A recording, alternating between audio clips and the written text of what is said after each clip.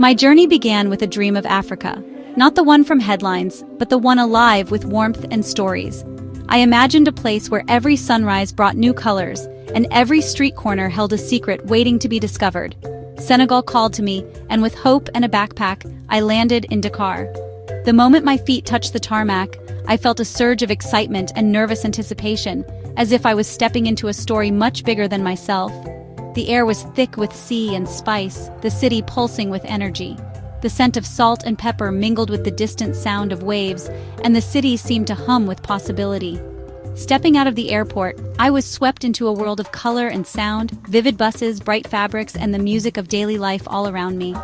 Weaving through crowds, laughter echoing in Wolof and French, every face I passed seemed to carry a story, every voice a melody unique to this place. Overwhelmed, yes, but more alive than ever. My senses were on high alert, drinking in every detail, every smile, every burst of color. Dakar demanded to be experienced, not just seen. It was a city that insisted you participate, that you taste, listen, and feel its rhythm. That first night, I listened from my guest house window, distant drums, city murmurs, the city's heartbeat. The night air was alive with music and the promise of adventure. I didn't feel like a tourist, I felt like a guest, welcomed into something vibrant and real.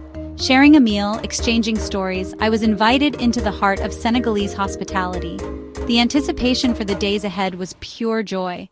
Each morning, the city seemed to offer a new beginning, a fresh chance to explore and connect.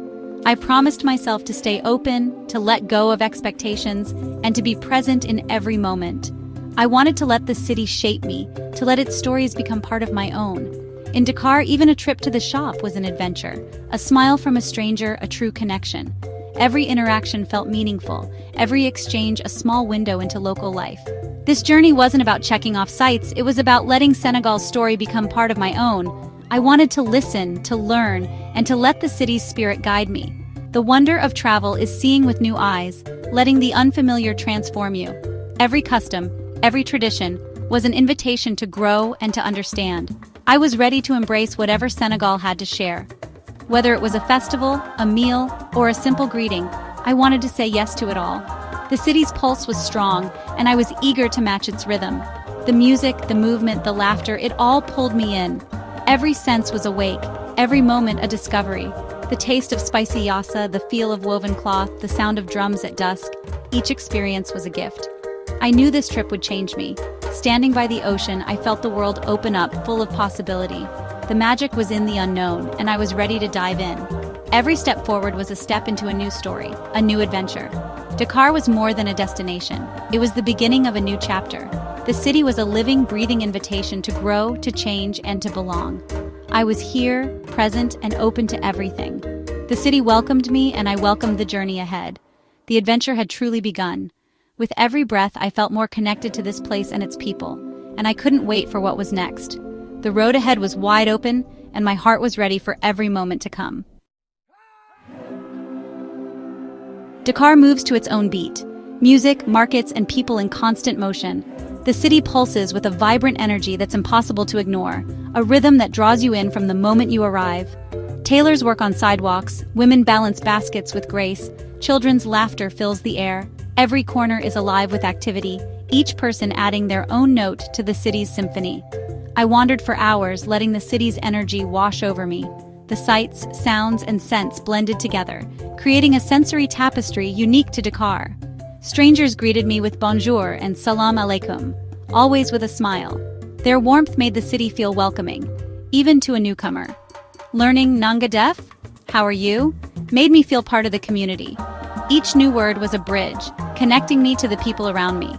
The markets, especially Marché Sandaga, were a whirlwind of color, spice, and sound. Vendors called out, bargaining and laughing, as the aroma of fresh spices filled the air. Sharing mangoes with a shopkeeper, we laughed and connected beyond language. These small moments of joy made the city feel like home. As night fell, Mbalak's music spilled from clubs, families gathered, and the city's pace softened. The air was filled with music and laughter, a gentle hum that lingered into the night. I savored thiaboudien, the national dish, in a small restaurant, surrounded by the city's gentle night. The flavors told stories of tradition and togetherness. Dakar's days were dynamic, its nights peaceful, a city alive in every sense. The contrast between the lively days and tranquil nights was striking. The real heart of Dakar was its people and their warmth. Their kindness and openness left a lasting impression on me. Every moment felt like a celebration of life. The city's spirit was infectious, inviting everyone to join in. I was grateful for every connection, every story, every beat. Each encounter added a new layer to my experience. Dakar had welcomed me, and I felt at home, part of its rhythm, part of its heart. Just a short ferry ride from Dakar, Gorée Island emerges from the Atlantic as a place of striking beauty and deep, haunting reflection. The journey across the water is peaceful, but anticipation grows as the island comes into view, its history quietly waiting to be discovered. Its vibrant, colorful buildings and the calm, shimmering waters that surround it conceal a heavy past. The island was once a major center of the transatlantic slave trade, a place where countless lives were forever changed. Walking through the House of Slaves, I stood in the cramped, dark cells where so many were held captive, feeling the echoes of their pain and resilience. At the door of no return, gazing out at the endless ocean, I felt the immense weight of history and the sorrow of those forced to leave everything behind. The sadness in those rooms was profound, but so too was the sense of resilience and hope that seemed to echo through the weathered walls. Today, Gorée is alive with creativity and hope. Art studios and galleries fill the old colonial buildings, transforming spaces of pain into places of expression and healing. Children laugh and play in the sandy streets, their voices echoing between the pastel walls. Bougainvillea climbs the buildings, adding bursts of color and life. The island feels like a living testament to renewal, where beauty and history intertwine in every corner and every flower. Gorée is not just a monument to suffering, but a powerful symbol of freedom, cultural strength, and the enduring spirit of its people. As I left the island, looking back from the ferry, I carried its lessons with me. Travel is about understanding both the light and the shadow, the joy and the pain. Gorée deepened my understanding of Senegal, its people, and the shared humanity that connects us all. The experience was somber, necessary, and unforgettable, a chapter of history that demands to be remembered. It reminded me that every place, no matter how beautiful, holds stories that must be heard and honored. The island's dignity and grace left a lasting impression, a quiet strength that lingers long after you leave. Gorée's history is a call to remember, to reflect, and to hope for a better future. It was a chapter of my journey I'll never forget, and one that continues to shape how I see the world. Leaving Dakar, the landscape shifted. City gave way to open spaces and ancient baobab trees. Traveling by Sept Place taxi, I shared stories and snacks with fellow passengers, the warm air rushing in. Villages passed by, children waved, goats wandered, and the colors of the land dazzled. Lunch at roadside meant sharing from a communal bowl, instant friendship in every bite. The food was simple, fresh, and full of flavor. Music played everywhere, mbalax, reggae, Youssou N'Dour, fitting the landscape perfectly. The rhythm of the road was soothing, the scenery captivating. Every stop was a chance to connect, every meal a celebration. The heartlands revealed Senegal's true spirit, land, people, and music in harmony. I felt content, immersed in the real Senegal. The journey was as rich as any destination. Arriving in St. Louis felt like stepping back in time. The city's colonial architecture, pastel colors, and the iconic Faidherbe Bridge set a romantic, gentle mood. I wandered cobblestone streets, peeking into courtyards and watching life unfold from quiet cafes. The city's rhythm was slow, shaped by the river and sun. In Guet-Ndar, fishermen hauled in nets, their painted pirogues lining the shore, a scene of energy and tradition.